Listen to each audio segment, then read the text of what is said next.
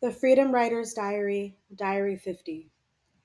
Dear Diary, sorry, Diary, I was gonna try not to do it tonight, but the little baggie of white powder is calling my name.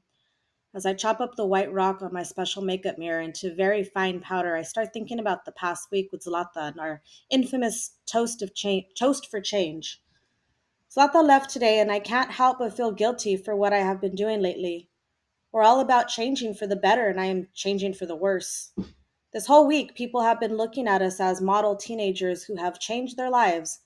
The local newspapers have actually done stories about us bringing Zlata here and how we've made monumental changes in our lives. That part is true, but then there's me. It does bother me that I am being dishonest, especially to Zlata. But is it lying when I don't say anything? Miss Gruel would be so disappointed if she found out. I definitely can't say anything now because it would really make things worse. I don't know what she would do, especially since Zlata was here. I might as well keep it a secret at this point. I wish she wouldn't trust me so much. I mean, how can she trust me if I can't even trust myself? She shouldn't trust anyone who steals money from their family, begs friends for change, and digs through her couch just to support her drug habit. In some sick way, I wish I could get caught so all this lying could be behind me. But then reality kicks in when I see that line in front of me. When it comes down to it, I'm not ready to change. I know I should stop, but it would be wrong to stop for someone else. When I hear cheesy cliches like hugs, not drugs, or be smart, don't start, it makes me want to do it more. Yak, yak, yak. Come on, get real. How boring. Quite honestly, I'm just not ready to quit yet. I'm what you call a closet tweaker. To clear things up, a tweaker is someone who smokes or snorts speed. Nobody knows my secret, especially Zlata, and I like to keep it that way. It's not something to brag about. I'm getting to a point where I can hide it in plain sight. When Zlata was here, she and Miss Gruel had no idea that I was high. I even got high before we went to Universal Studios with her, but I played it off as much as I could. Even though we were talking about our favorite bands between rides, I don't think she knew. When I first started getting high, I would be strung out and I couldn't sit still. But now I've learned to control it and I can play it off. I guess that's what happens when you do it all the time. People never see what is right under their noses, and believe me, I use it to my advantage. The worst thing about it is that I'm already in outpatient rehab 2 days a week. But I just have to make things worse by doing drugs more and more, harder and harder. It's so ironic how all this got started. I was put in rehab after our toast for change for possession of marijuana, but now that I'm in rehab, I'm addicted to speed. Where's the change in that? When everyone is changing their old habits, I'm making new ones. My worst fear is that I'm becoming an addict. I mean, can someone like me have an addiction? When I think of an addict, I think of someone walking the streets, begging people for change, sucking dick for a score, leaving their babies in the trash still alive. But when I think about it, I'm no better. I am what you call a model child, a good daughter, one of Miss Gruel's favorite students, and now I have an amazing new friend. But I'm lying to my mom, Miss G, and Zlata, not exactly model child material. Now, I guess you can call me an addict. No more A's on tests or bringing teachers apples like I did that anyway. I'll beg, steal, and cheat just to get a quick line. Sure, it has its pitfalls, but you know what they say curiosity killed the cat. Well, not this cat.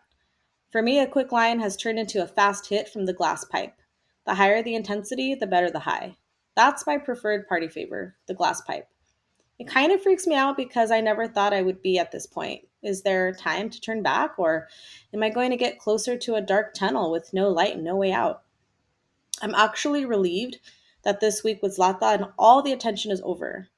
Not that it was boring, it was really fun, but I didn't deserve it. With all that behind me, I whip out my straw, sit down on the toilet, making sure the bathroom is locked, bring it to my nose, and snort. The burn is a sure sign that I'm on my way to my next high. Oh, yeah, it's going to be good. No more headaches, body aches, or stomach aches until, of course, the high is over. But only until I reach for my best friend called crystal meth. Diary 52. Dear Diary, my life is going downhill, and so quickly I'm not sure if I can hold it up anymore. Let's start from the beginning. The other day, my sister and I were looking through some pictures we found in our parents' room. We found this picture of an old man and my mom together at a hotel. They were sitting in their bathing suits together, arms around each other. The crazy part is my parents are still married. It didn't make sense to either of us. I think it hit me a little harder than it did my sister, though I couldn't decide if I wanted to cry or just start yelling. This was my family my mom was screwing with. We took the pictures to my mom and asked her about the man. She got really defensive and told us to stay out of her room, that we had no right going through her stuff, and that he was just a friend. Yeah, right. I didn't believe it for a minute. She wouldn't have been so upset if this guy were just a friend. When my mom went out of town last week with her friend from work, she was really with this man. That means she's cheated on my dad. Neither of us can say anything to our dad, so we've decided to keep our mouths closed. He is going to find out soon enough. My family is starting to crumble a bit. It isn't falling apart yet, but I know it will soon. I wanted to rely on Miss G's class to be my surrogate family, but I'm slowly finding out that it might not be a good idea because we may not be a family next year. Although Miss G wants to teach us next year as juniors, the other English teachers don't want to let her. They argue that a teacher who has only been teaching here for a couple of years doesn't have the right to pick her students and teach them for 4 years. There was a handful of teachers complaining, and now we are in jeopardy of not being a class next year. This can't be happening to me. Now both of my families are falling apart. I'm not going to have anyone left because we are being split into different classes. I can't handle it. I can't lose both my families. This is all I have left. To think it's only because the other teachers are jealous. We are getting all the attention now. Newspapers are writing articles about us. Some teachers haven't done anything new in years, and now that we are trying something new, they're becoming jealous. They are trying to hold us down, split us up, and keep us from making a difference. It's not going to work. Miss G did what she does best. She talked to anyone who would listen to her about our accomplishments until we had made some headway. They were talking about letting us have our own class. Everyone is worried. I've caught a couple of kids crying about it. Actually, someone probably caught me more than once. All I can think about is us not being together. What would we do? Who would we turn to? As if high school isn't hard enough, this would make it 10 times harder. Right now, I have my comfort zone. I have a place where everyone accepts me and I accept everyone. And I can't be without this for the next 2 years. It's been a hard time for everyone. We have to keep working in class, although we don't know if we are going to be together next year or not. These teachers can't break our chain. We are linked, not by our hands, but by our hearts, and we will always be together. I'm scared, very scared. I hope everything works out. Diary 55. Dear Diary, for the past month, we have been studying different American writers like Ralph Waldo Emerson and Henry David Thoreau. Emerson wrote about being self reliant. He once wrote, "Whoso should be a man must be a nonconformist." Our class is really intrigued by Emerson because Miss Gruelle is encouraging us to be independent thinkers and to question authority. I am amazed at how much his philosophy applies to me. For the past 4 years, I've blamed myself for something I couldn't control. It was just one of those unexpected tragedies that just smacked me over the head as soon as I turned around. I have constantly blamed myself for the death of my grandmother. I was only 12 years old when my grandmother died from severe burns that were allegedly inflicted upon her by my father. She was burnt from head to toe. Allegedly, my father had poured kerosene on her and lit the kitchen stove. She caught on fire immediately. When I saw her, she had blisters all over her body and all her hair was burned off. Her skin was black and it was peeling off. She had tears running down her cheeks. I could smell her raw, burnt flesh.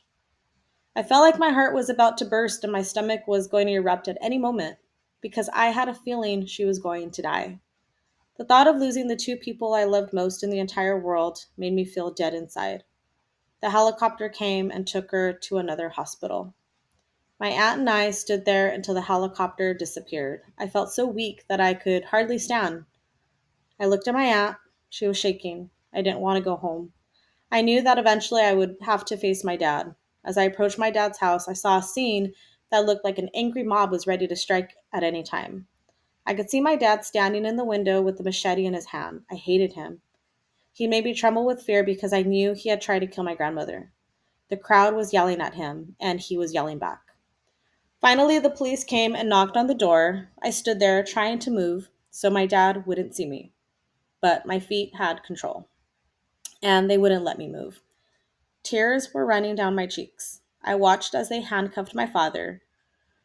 read him his rights, and put him in the back of the police car. I watched as the car drove out of sight. I knew then that my life would change forever. I looked around at everyone, trying to hide the embarrassment that was already written on my face. Why did he do it? What made him so crazy? I asked myself. I had so many questions, but no one could answer them. I don't even think my dad could answer them. He had threatened to kill me, but he had killed my grandmother instead. After the death of my grandmother, I couldn't look anywhere except down.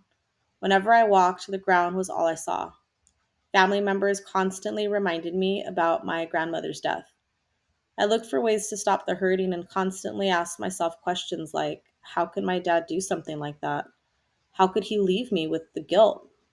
I wonder what he's thinking. Is he thinking about me? My dad spent only 3 months in jail. Sometimes I get so confused that I'm not even sure if he actually did kill my grandma. Maybe it is just too hard for me to accept the fact because he's my father. When Emerson ended his essay with, "To be great is to be misunderstood," it made me think about how many people have always misunderstood me.